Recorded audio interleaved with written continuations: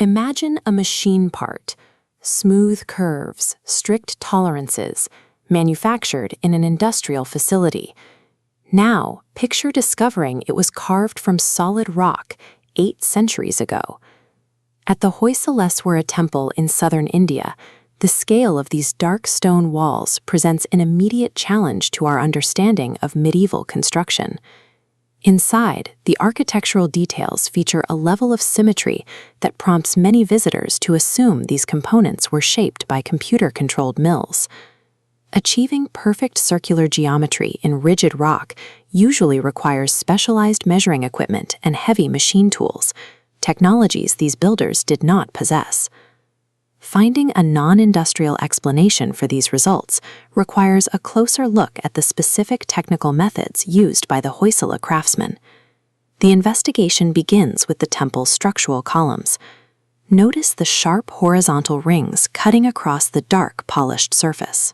These pillars display a level of rotational symmetry that defies standard expectations for manual carving. They are almost perfectly cylindrical. Archaeologists often refer to these as lathe-turned pillars. Looking at the intricate ridging right beside the figures, it's clear why. This term describes the finished geometry, rather than the specific tools used to achieve it.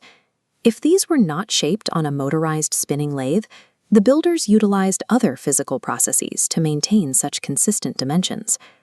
Above the pillars, the stone ceilings form massive assemblies.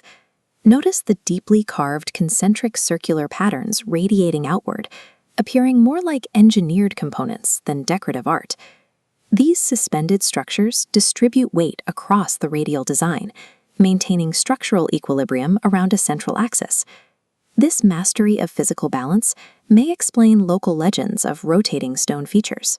While moving parts are often rumored, the physical evidence points to a deep understanding of weight distribution.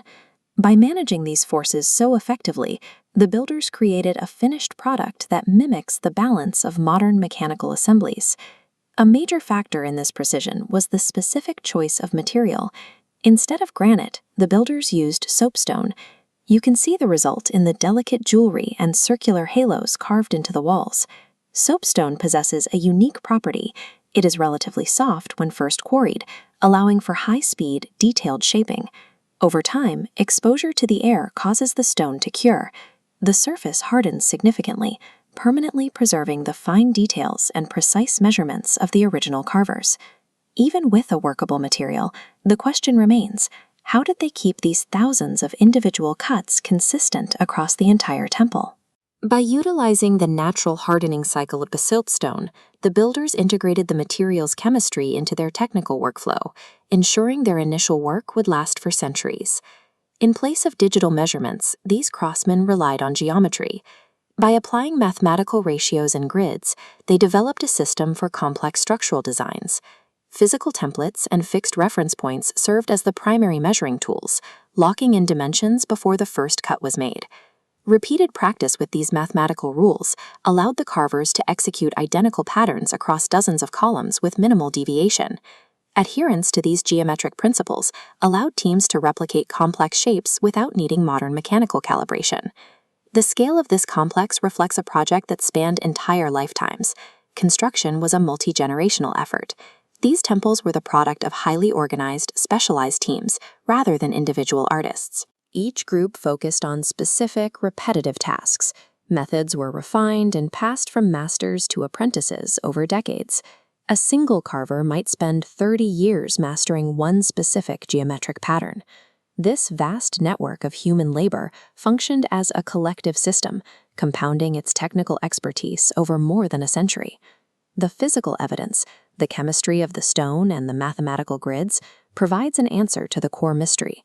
There is no verified record of literal mechanical bearings inside these temples. The truth of their construction reveals a sophisticated mastery of geometry and generational knowledge that achieved industrial-level results.